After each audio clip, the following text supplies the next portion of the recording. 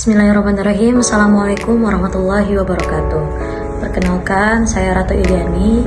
Izinkan saya menjelaskan tentang analisis munasabah ayat antar ayat surah dengan surat yang terdapat dalam tafsir Nazmud Duror fi Tanasub Ayat wa Suwar karya Imam Al-Biqai.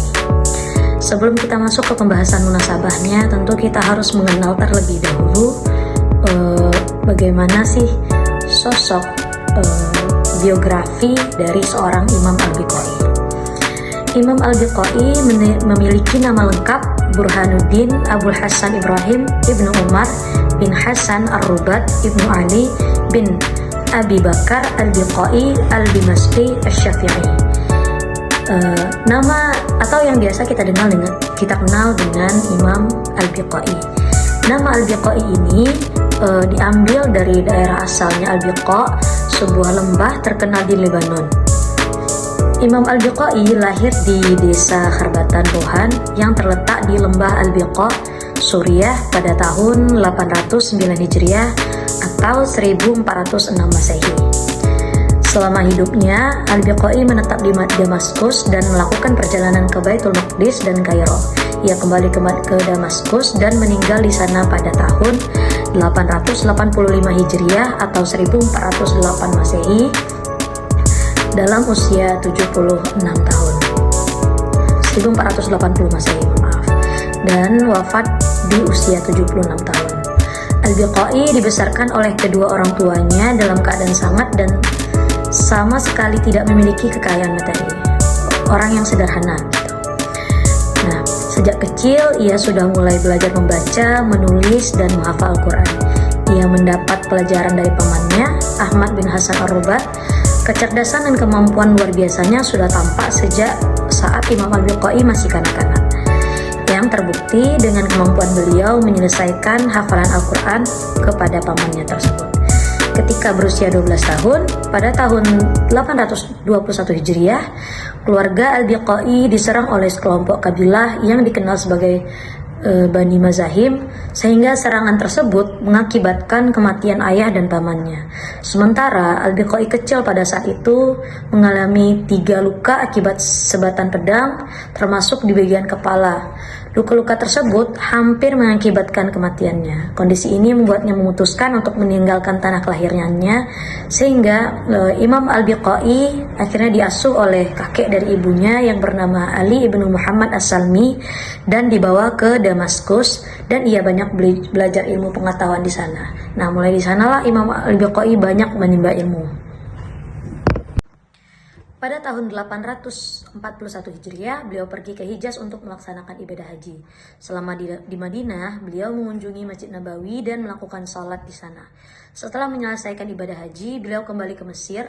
Namun, Al-Biqai tidak menetap di Kairo secara permanen karena adanya beberapa orang yang iri hati terhadapnya, terutama setelah beliau menulis kitab Nazmud Duror fi Tanasub Ayat wa Suwar.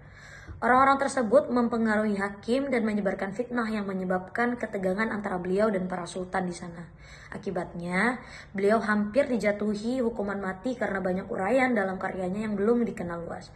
Hal ini memaksa beliau untuk kembali ke Damaskus, di mana beliau akhirnya wafat pada Sabtu 18 Rajab tahun 885 Hijriah. Imam Al-Biqai Burhanuddin Al-Biqai memiliki tulisan yang sangat baik dan khat yang indah.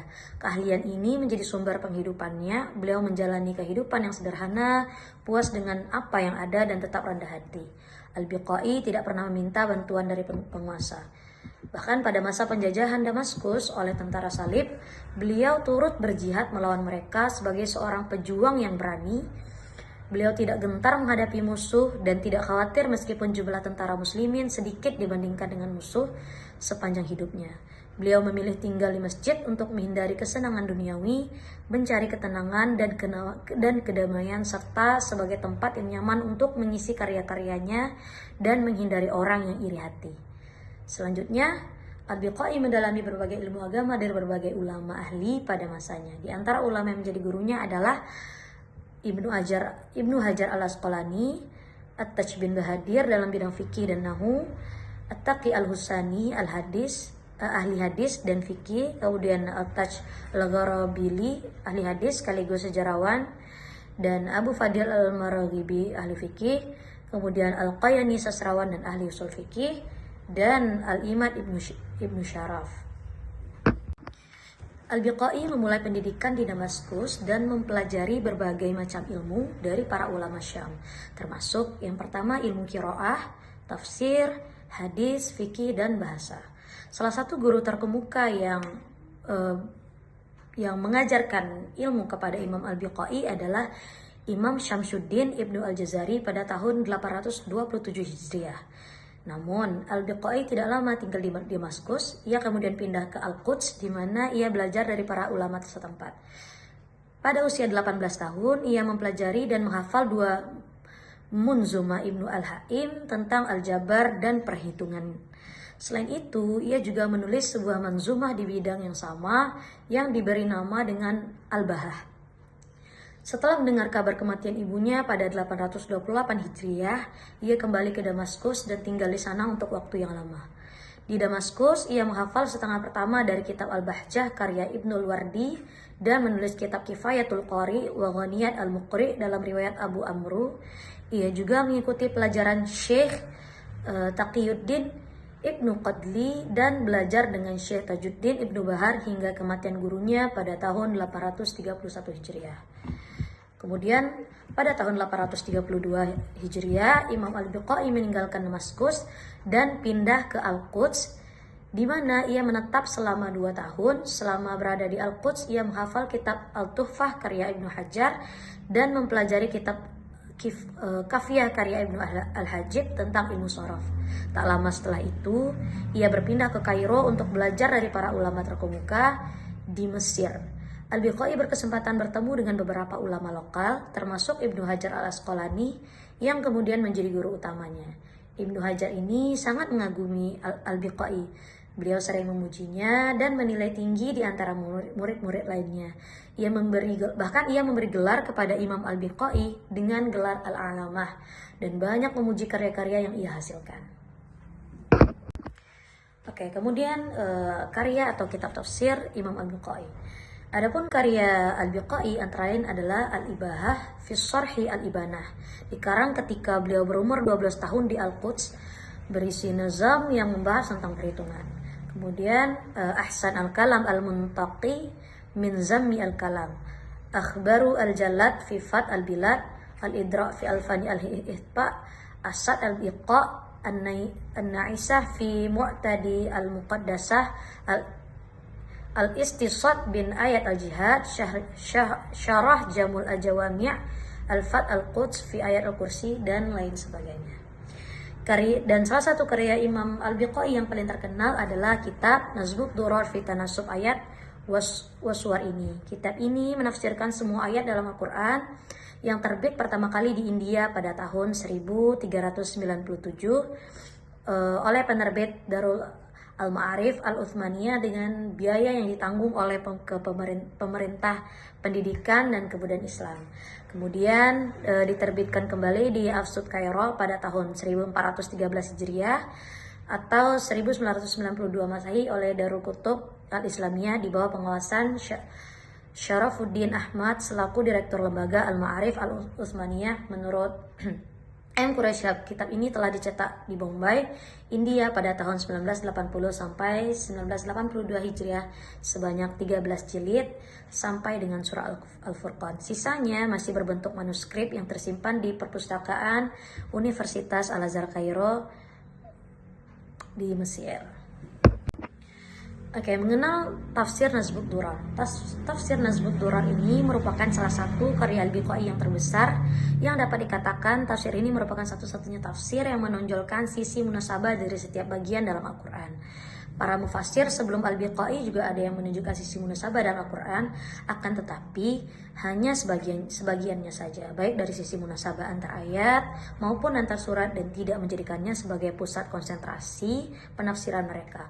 Oleh karena itu, belum ada yang sedetail Al-Biqai dalam menampilkan sisi munasabah.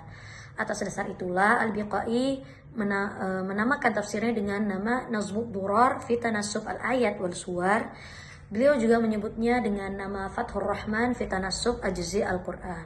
Akan tetapi nama yang paling cocok menurut beliau adalah Terjemahan Al-Quran wa Mubdi Munasabat Al-Furqan. Selain ketiga nama tersebut, di akhir tafsirnya Al-Biqai menjulukinya dengan sebutan kitab lamma karena banyaknya penggunaan kata tersebut menunjukkan hubungan antara bagian-bagian Al-Quran dan tafsirnya. Adapun sebab Al-Biqai menulis tafsir Nazmud Durar adalah untuk menjelaskan sisi kemukjizatan Al-Quran dari segi urutan surat dan susunan ayatnya. Hal ini akan tampak dengan mengungkap sisi munasabah antar kalimat dengan kalimat, ayat dengan ayat, dan surat dengan surat, agar umat muslim mengerti bahwa bagian-bagian dalam Al-Quran tidak terpisah-pisah, akan tetapi saling terkait antara satu dengan yang lainnya. Beliau berharap dengan mengetahui keserasian antara bagian-bagian dalam Al-Quran ini dapat memudahkan orang muslim untuk mentadabburi Al-Quran. Oke, baik, sumber penafsiran. Dalam penulisannya, Imam Al-Biqai banyak mengambil referensi dari berbagai kitab dalam berbagai disiplin ilmu. Ini membuktikan ketelitian beliau dalam menafsirkan Al-Quran. Al-Biqai juga menuliskan pendapat-pendapat para ulama yang beliau anggap memiliki hubungan dengan penafsirannya. Adapun buku-buku yang beliau jadikan rujukan antara lain: pertama, rujukan dari buku-buku hadis seperti Kutubus Sittah, Al-Muwatta karya Imam Malik, Musnad Ahmad bin Hambal, Musnad Al-Bazzar, Fathul Bari, dan lain-lain. Kemudian Al-Biqai juga menukil dari perkataan dari para sahabat seperti Abdullah bin Abbas, Abu Bakar, Umar bin Khattab, dan Ali bin Abi Thalib. Juga perkataan dari para tabi'in seperti Mujahid, Al-Hasan Al-Basri, Sufyan Ats-Tsauri, dan lain-lain. Nah, dari sumber kedua, beliau juga merujuk dari beberapa kitab tafsir. Metode penafsiran yang Imam Al-Biqai gunakan, beliau menafsirkan Al-Quran dengan kitabnya Nazmud Durar fi Tanassub fi Ayat wa Suwar itu menggunakan metode tahlili, yaitu penafsiran dilakukan dengan cara terperinci dan mendalam, juga dengan mengurutkan surat demi surat sesuai dengan Mushaf Utsmani. Uraian penafsiran tersebut menyangkut berbagai aspek yang terkandung dalam ayat yang ditafsirkan, mulai dari kosakata, susunan kalimat, asbabun nuzul, dan munasabah ayatnya, termasuk pendapat para mufassir lain terkait penafsiran ayat tersebut, baik itu berasal dari Nabi, para sahabat, ataupun tabi'in.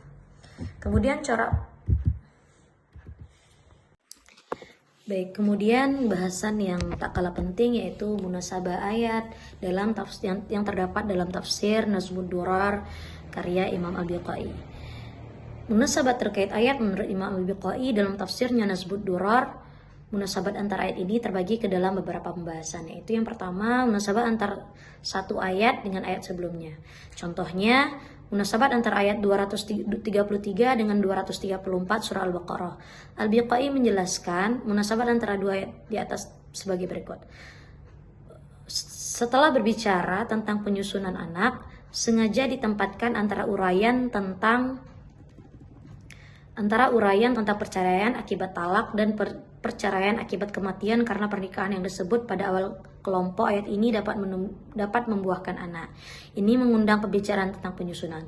Selanjutnya, yang menyusui boleh jadi ibu kandung atau wanita lain. Jika ibu kandung anak, bisa jadi masih sedang berstatus istri. Bisa jadi juga setelah bercerai. Selanjutnya, karena perceraian akibat talak lebih banyak daripada perceraian akibat kematian, pembicaraan tentang anak ditampilkan antara uraian tentang masa tunggu akibat talak dan akibat wafat. Ini memberikan perhatian lebih besar kepada anak serta mencurahkan lebih banyak kasih sayang kepadanya, karena ibu yang dicerai bisa jadi mengabaikan anaknya akibat kejengkelannya kepada mantan suami yang menceraikannya, atau karena perhatian yang besar kepada calon suami atau suami yang baru. Dalam menghubungkan ayat antar dua ayat ini, Al-Biqai menjelaskan bahwa ayat 233 berbicara tentang penyusuan anak. Sengaja ditempatkan antar uraian tentang perceraian akibat talak dan perceraian akibat kematian karena pernikahan yang disebut pada awal kelompok ayat ini dapat membuahkan anak. Ini mengundang pembicaraan tentang penyusuan. Selanjutnya, yang menyusui boleh jadi ibu kandung, anak, atau wanita lain. Jika ibu kandung anak, bisa jadi masih sedang berstatus istri, bisa jadi juga setelah bercerai. Selanjutnya, Al-Biqai yang dikenal sebagai mufassir yang memberi perhatian yang sangat besar tentang hubungan antara ayat dan surah dalam Al-Quran, menghubungkan ayat ini dengan ayat yang lalu melalui suatu pertanyaan yang dilukiskan muncul akibat urayat-urayat yang lalu, yaitu kalau memang Allah Subhanahu wa Ta'ala telah lama mengetahui bahwa mereka pasti berdosa, mengapa Allah Subhanahu wa Ta'ala tidak segera menyiksa mereka? Mengapa Allah Subhanahu wa Ta'ala memberi mereka peluang untuk mengganggu orang-orang yang dekat kepadanya? Nah, ayat ini menurut Al-Biqai menjawab pertanyaan itu. Kemudian munasabat fasilat atau ayat penutup dengan isi ayat. Hal ini dapat dilihat dalam surah Al-A'raf ayat 3 yang artinya, ikutilah apa yang diturunkan kepadamu dari Tuhanmu dan janganlah kamu mengikuti pemimpin-pemimpin selainnya, amat sedikitlah kamu mengambil pelajaran darinya. Menurut Al-Biqai, karena bahkan lebih banyak manusia yang tidak taat kepada Allah, ayat ini diakhiri dengan amat sedikit kamu mengambil pelajaran dari Al-Quran. Atau dapat juga dikatakan bahwa karena betapapun banyaknya pelajaran yang dipetik oleh manusia dari Al-Quran, ia pada hakikatnya sedikit bahkan amat sedikit dibanding dengan kandungannya. Kemudian yang ketiga ada munasabat antara kalimat dengan kalimat dalam satu ayat. Munasabat dalam bentuk ini dapat dilihat penjelasan Al-Biqai dalam surah Al-Ahzab ayat 35. Al-Biqai menjelaskan hubungan antara kalimat dengan kalimat dalam ayat ini. Penyebutan sifat-sifat tersebut satu dan lainnya itu amat serasi. Al-Biqai menulis bahwa ayat ini memulai dengan menyebut sifat umum yang melekat pada penganut agama yang dibawa Nabi Muhammad SAW sambil menekan dengan kata sesungguhnya, karena banyak orang munafik yang dapat masuk dalam kategori apa yang diberitakan ini. Baik, kemudian penilaian ulama. Salah satu yang paling sering menyebutkan tentang kitab tafsir Nazmun Durar ini adalah Quraish Shihab, mufassir Indonesia. Beliau mengatakan di dalam sebuah wawancara di channel YouTube bahwasanya kitab tafsir Nazmun Durar ini merupakan kitab yang paling baik yang bisa dipakai di era ini dan bisa menjadi rujukan oleh masyarakat karena kitabnya yang sangat rinci dan jelas terkait penjelasan tentang munasabah ayat antar ayat, baik antar surat dan baik juga antar surat dan surat gitu. Kesimpulannya, dari berbagai contoh yang telah dijelaskan, terdapat beberapa langkah yang kita ketahui yang dilakukan oleh Imam Al-Biqai dalam menentukan munasabah baik terkait ayat antar ayat atau surat dengan surat yang satu tema. Pertama, memperhatikan terlebih dahulu tujuan umum dari satu surat. Kedua, melihat unsur-unsur yang terlibat dalam menggolongkan tujuan umum tersebut dengan memperhatikan dari kedekatan dan unsur-unsur tersebut. Yang ketiga, mengaitkan ayat-ayat tentang hukum dengan ayat lain sehingga terpenuhi syarat balaghah atau kesempurnaan uraiannya. Dalam mencermati munasabat, Al-Biqai melihat unsur-unsur ayat atau surat untuk menjadikan tema sentral. Munasabat seperti ini hampir mendekati kepada tafsir maudhu'i. Karena untuk mencari munasabat, surah mufassir juga mencari ayat yang berkaitan dengan surat yang dijelaskan. Dengan demikian, ada kesan bahwa penulisan tafsir Al-Biqai pada setiap surat mempunyai kesamaan dengan kerangka operasional penyusunan tafsir maudhu'i dalam satu surat. Hal ini tidak aneh karena tafsir munasabat berangkat asumsi dengan Widatul Maudhu'i Al-Qur'aniyah. Baik, kira-kira itu terkait penjelasan tentang munasabah ayat atau surah yang terdapat dalam tafsir Nazmun Durar karya Imam Al-Biqai. Terima kasih.